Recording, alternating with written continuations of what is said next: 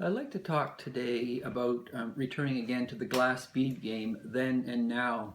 Often when discussing the glass bead game, the discussion lingers just at the novel by Hermann Hesse, which came out just after, well, was published in 1943 in German, but it emerged in the 1950s and 60s as a preeminent work, and as I mentioned in an earlier presentation, he won the Nobel Prize for Literature in 1946, largely as a result of the glass bead game. But often when the novel is discussed, people linger with what is it about, who is Magister Ludi, his story, what is Castalia, who are some of the major figures in Castalia. The novel ends with Joseph Knecht going with Tito in his death.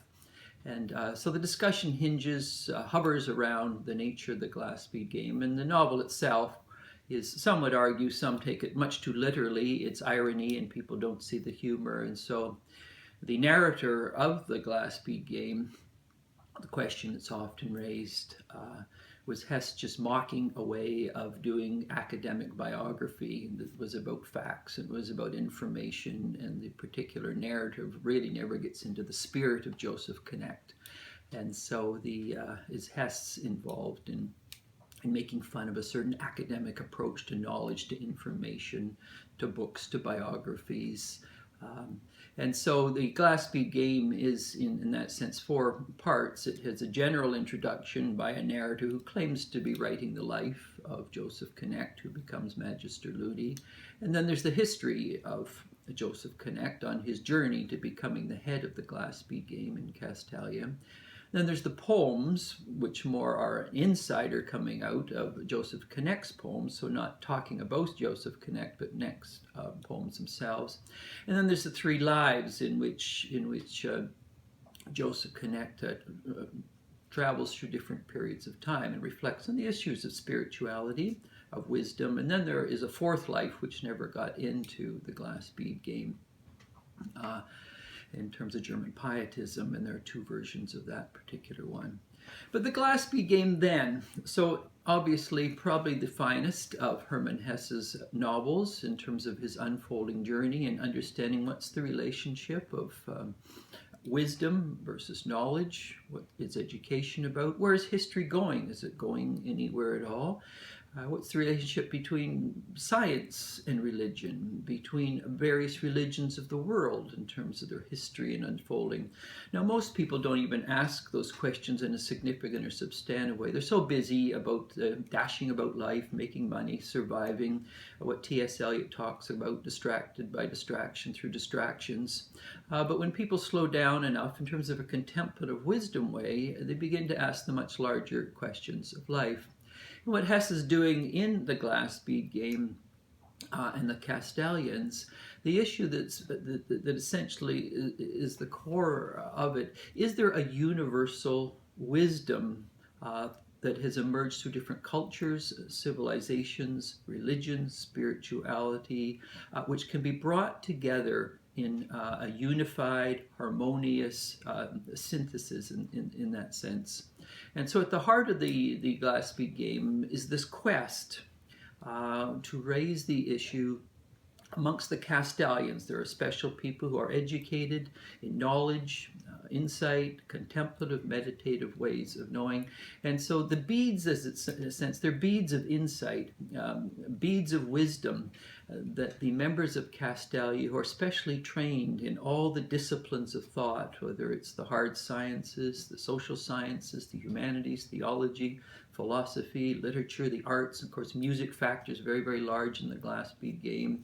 As in a symphony, when all the instruments play together, you get a magnificent sound. And so underneath the glass bead game is this attempt to bring together all the wisdom of cultures, of civilizations of the past, and see how they can inform and enrich particularly the world as we move into the future. And so in that sense, to understand what the glass bead game is about, it's the beads are as a way congealed thoughts, distilled wisdom in philosophy, theology, in spirituality, coming out of Judaism, Christianity, Islam, Buddhism, Hinduism, Taoism, what's the relationship of science and religion. So the Castellians are highly trained people who are concerned with the unity of thought, the synthesis of thought, and then eventually, what does all this mean for life in the valley or for civilization? Now, to some degree, the Castellians are detached, aloof from, suspicious from the vita activa, the life in the valley. And part of the glass bead game is to raise the question, well, what is the relationship of the world of thought, of contemplation, of meditation, of reflection, of synthesis to the world of action in the hurly-burly of time? And some of the members trained in Castalia then go to those lower schools and do teaching, but it's the realm of the glass bead players to do the high work of synthesizing thought. And of course the novel ends with the dilemma that Hesse raises, in which Joseph Knecht, who is Magister Ludi, feels a certain unease. He feels the intellectual life has become too aesthetic. The Castellian civilization are not really engaging hard moral, political, economic issues in the life of the valley. And so he resigns as Magister Ludi. He becomes a tutor to one of his friend's sons, Tito, and he dies, drowns essentially. And so Hesse is raising the point, really, what is the relationship of those who do intellectual reflection, synthesis, unity, integration, to the life when they leave Castalia, the life of the vita contemplativa, and they enter the life of the vita activa? Can that synthesis be made? So it's one thing to synthesize ideas in the head, which is called intellectual events over time, over civilizations, over culture, but what's the relationship when you try and integrate those particular ideas into the hurly-burly of life of politics, economics, ecological issues, and many other areas? And so this is in one sense, we think of the glass bead game, then the big model beyond various appreciations or criticism, at the heart of the glass bead game is this ongoing tension between the beads of thought as people try and synthesize them, as it were, on the necklace of a worldview, a way of integrating and synthesizing thought, and then does that have any relevance in the life of the valley? So some people criticize Castalia as an aloof group of intellectuals who are detached from the world, and hence is Hesse sort of spoofing that world? Is he also spoofing the hurly-burly life in the valley and looking at the contemplative and the active as problematic? And there is no real answer to that, and the death of Joseph Knecht is an attempt to make sense of that ongoing ambiguity and tension of the contemplative and active, and say, listen, it's a mystery, it can't be resolved, but be wary of detaching yourself from time and history, but also be wary when we enter the hurly-burly of the valley, not to assume naively that we're going to change it and create a utopia in that sense. And so it's an ongoing warning in that sense. So this is the problem that Hesse leaves us with. But underneath it is the Castalian world and the glass bead game of intellectuals, people in spirituality trying to synthesize different ideas. And I want to touch just on 7 areas in which the glass bead game continues to exist in the present tense. In that sense, Castalia lives ever on, and the glass bead game continues to be played. I'm going to touch on some that are relevant. I'll move hastily like a stone skimming the surface of the water, but most people will recognize how the glass bead game is being played. The first I'll just briefly talk about, say, the New Atheists. Now, obviously, they're not playing the glass bead game in the comprehensive, inclusive way that Hesse is talking about. But what they're doing is they're taking the beads of thought. A certain bead of science is understood in terms of evolution, empiricism, objective information. They're taking the beads of a certain interpretation of religion, which they see largely in a negative way, and what they're doing, they're colliding. So you have this collision between a certain limited understanding of science and the information in that bead, as it were, and then the bead of religion, and they're bringing them together in a collision, arguing that one is something we've grown out of, it's detrimental, it leads to violence, it leads to superstition, the other leads to enlightenment, insight, and the future of humankind if they attach themselves to science. So in that sense, the New Atheists are just continuing the glass bead game of playing with ideas, using ideas as they collide with one another, and elevating one, science, or a certain understanding of science, more scientism in their sense, against the negative view of religion. And so the glass bead game continues in that sense. Beads of thought, unpacked, unraveled, and colliding. Now, Hesse in the glass bead game is much more interested in synthesis and unity, not the collision. So the second point I want to briefly look at is the new physics and spirituality. Over the last couple of decades, there's been a movement away from Newtonian science, increasingly to quantum mechanics, subatomic particles. Fritjof Capra has played a very important role. The Tao of physics, the well-known Benedictine monk David Steindl-Rast, both of them are Austrians, have done very important work in looking at, with the emergence of new physics versus Newtonian physics, there in fact is an ongoing conversation that can take place between spirituality, in this case Taoism. David Steindl-Rast leads lots of retreats in the Big Sur area of California. He's become very popular. And so within Roman Catholic thought, there's this attempt to say, okay, so what is the relationship between new science and physics, uncertainty principle, and spirituality? And can we bring together in a more harmonious way the relationship of science, spirituality, and religion? David Matus, who's one of the, Thomas Matus, who I've spent time with him down at Big Sur Monastery, he's contributed to the book with David Steindl-Rast and Fritjof Capra on the new physics and spirituality. Now this is glass bead game again. You're taking the beads of modern physics contra Newtonian physics, and sometimes it's made as if it's either or, and of course Newtonian physics has not disappeared with the coming of quantum mechanics and subatomic particles and stuff. But what you're going on, this is a glass bead game. You're taking ideas, certain ideas of physics. You're taking certain ideas of spirituality. Look at Taoism. You can look at Christianity. And you can say, what's the relationship now between science and spirituality? This is just Castellians taking the beads of various thoughts and trying to synthesize them and say, unlike the new atheists, it need not be either or, science contra religion. Here you have an integration, you have a synthesis, you have a unity going on between people interested in science, people interested in spirituality, and interested in religion, and world religions for that matter. So Capra, Taoism, he was a former Roman Catholic, David Steindl-Rast, and Thomas Matus, who's done fine work on yoga and spirituality. Again, glass bead game, bringing together Indian thought, yoga, Christianity, and Taoism and science. So you have essentially Castellians.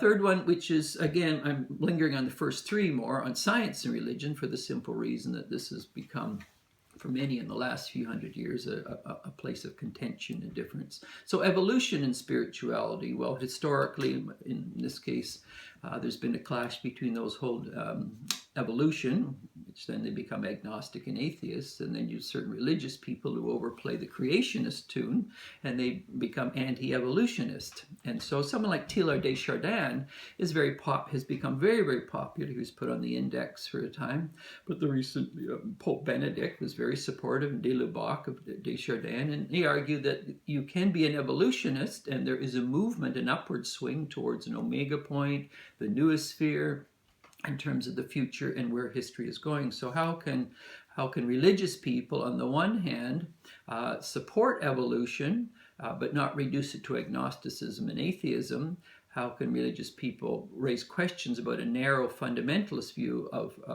creation? And is there a possible synthesis or a unity between evolution, spirituality, and the future of where history is going?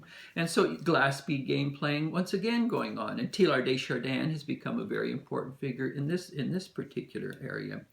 So that's three. So first, new atheist playing the glass bead game with the various beads, as it were, taking the ideas without bringing them together. In the new atheist, it's either or. In the new physics, you get this unity, the synthesis, and really these are just glass bead game players. These are Castellians, intellectuals who grapple with the big ideas before them and try and make sense of it.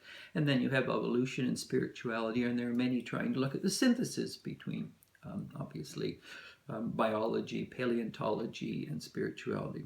The fourth is what's called the Axial Age. Karl Jaspers, after World War II, argued, given the ruins and the wreck of World War II, he was casting about for ages or periods of time in which, again, there were outbreakings of insight and wisdom and contemplative in world history. And he highlighted what he called the first Axial Age, between 800 and 200 BCE, in which the Jewish prophets, this is the emergence of Confucianism, Taoism, the Upanishads in India, and many other great works, Zoroastrianism, occurring at this period of time. And he argued this was a period in which people moved beyond superstition, viewed a narrow understanding of religion, were very interested in public issues in their lives. And so he looked back to this period in terms of different religions summoning forth wisdom and insight, and he argued this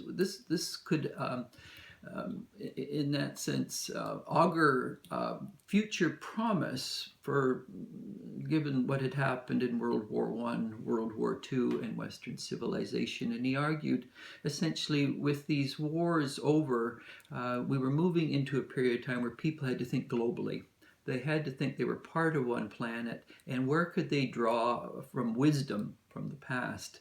And so Karl Jaspers' understanding of the Axial Age has now become very, very popular, and many people are arguing we live in a second Axial Age, and one of the key figures in this is Ewert, who's influenced a whole generation of Roman Catholic thinkers in terms of this new period of history, of global consciousness, of interfaith dialogue, contemplative interfaith dialogue, wisdom traditions, ecological awareness, and so the second Axial Age is very, very much a front and center, and these are just Castellians playing the glass bead game of saying, how do we integrate various historic traditions in a post-World War II, integrating in the level of thought and word and deed, civilization, so we can move forward in a much more thoughtful way rather than being stuck in the past. In that sense, organizations like the League of Nations, previously United Nations, are all attempts to say we need to integrate thought, word, and deed. And so Ewert Cousins, Christ of the 21st Century, many of his other works, he edited all the huge volumes on the history of Christian spirituality. It had taken on significant role. John Hick, again, more out of England, he constantly references a second Axial Age. The Axial Age has become very prominent in terms of his thinking. He, of course, has died, as was Ewert Cousins, but their disciples and their followers continue with this synthesis of world spiritualities, ecological concerns, integration of thought, word, and deed. So these are Castellians, really, that are continuing the Hermann Hesse's idea.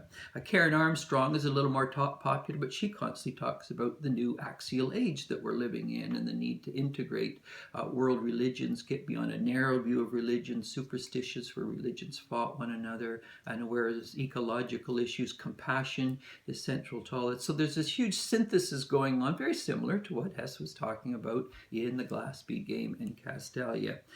Bede Griffiths, who I'm doing a lot of work on these days, is very much a part of trying to bring together. He was good friends with Fritjof Capra, Thomas Matthäus, all of these people. Again, looking at, is there a unity in different religions in which this new Axial Age we're entering into can help us move forward by drawing on from the great wells of the past.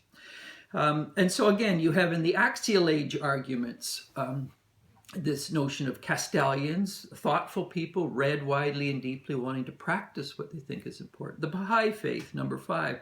The Bahai faith, emerging in the 19th century, again, is a form of Castellian thinking.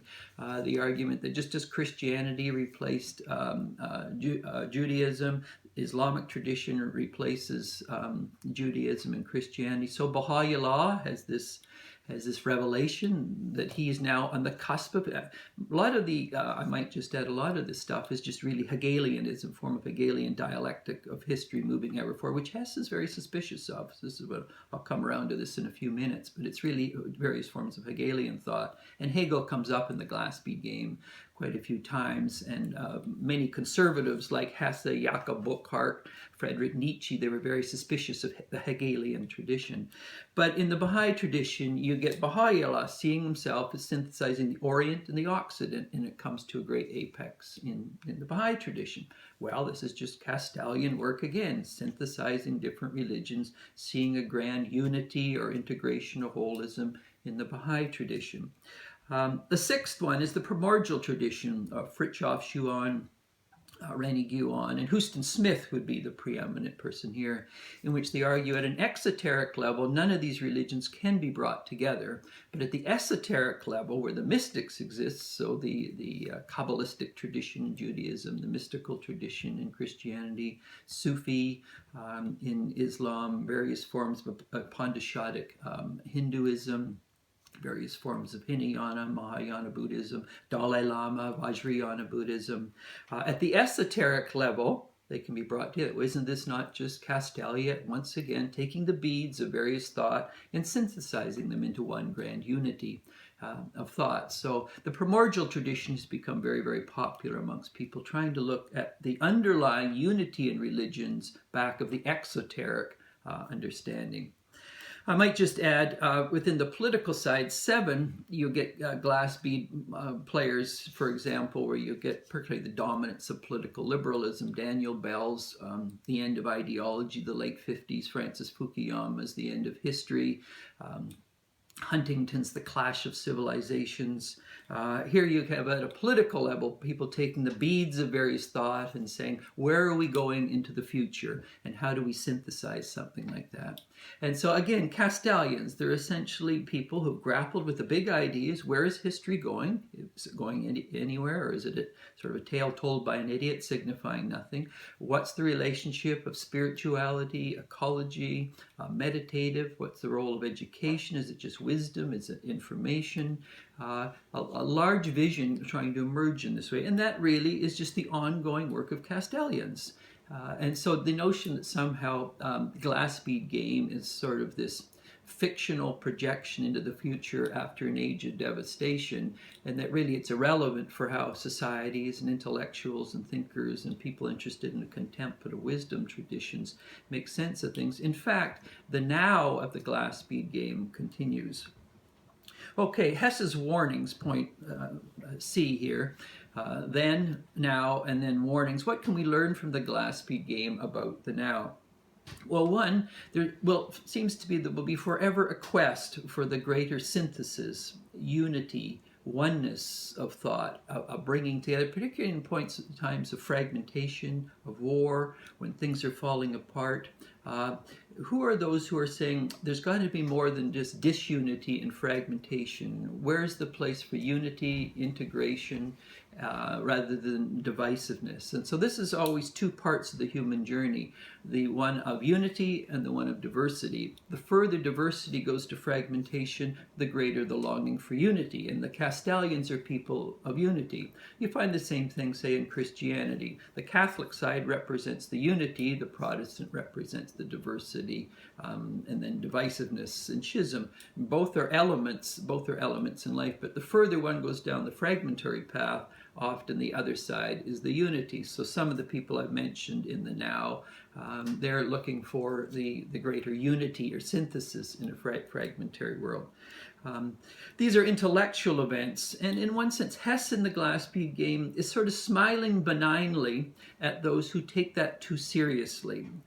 Because remember, the glass bead game was written in a period of huge political fragmentation, and historic events sort of gave the lie to those who lived in Castalia, just as Joseph Knecht when he had to face into the valley. In fact, much of the glass bead game, all the beads came apart and the glass shattered all over the place, and the string that held it together collapsed, and the whole aestheticism of that could not deal with the hard reality of political life where nations clash by night and people oppose one another, and when cultures collide, which we face very, very much now. So there's always this tension: the more divisiveness, the more conflict; the other side, the more unity, the more peace, the more trying to work through things. And so Hesse is essentially saying, be wary of running from the collisions and the difficulties into these precious intellectual worlds where you could talk about ideas, which are fine, but you have to take that back into the valley. What happened to Joseph Knecht? And he leaves that for us to think of. And so the other side always is the realism of historic political events and power. So what's the relationship between thought and power, between wisdom and where ignorant armies clash by night? And Hesse is saying these are tensions that are not easy to resolve, and the novel essentially ends with Knecht and Tito. Knecht dying, what is the future of Tito, and is that itself an open-ended possibility in which there's virtually no answer? So the dilemma of those who hold high integration, unity, and synthesis must always be balanced and measured off against what does this look like in the world of time and history. And this is where Father Jaspers is very, very important. And in his conversations with Joseph Knecht, he says, listen, Castalia began at a certain period of history. It's historically situated. It can end like anything that begins in history. There's no guarantee it's going to last. And there's a certain fragility to intellectuals who are more aesthetic than who are actually engaged in the very difficult issues of politics, economics, ecological issues, war and peace, and these perennial dilemmas that, say, Tolstoy grapples with in War and Peace. And so Hesse's warnings are, be wary, on the one hand, of a contemplative idealism that has no purchasing power, really, in the valley of action, of power, of politics, of war and peace. On the other hand, that doesn't mean you retreat from that world, but how is that engaged? And this is the open-ended question, really, that is left with Tito in the glass bead game as it ends, because Joseph Knecht obviously couldn't integrate the world of thought and action. Will Tito? And this is the open-ended question that Hesse leaves us with in the glass bead game. So it's a novel that raises all the big important questions. And then, as I've mentioned, the 7 points. There's many Castellians today who are too much Castalian in some sense, and not enough integrated.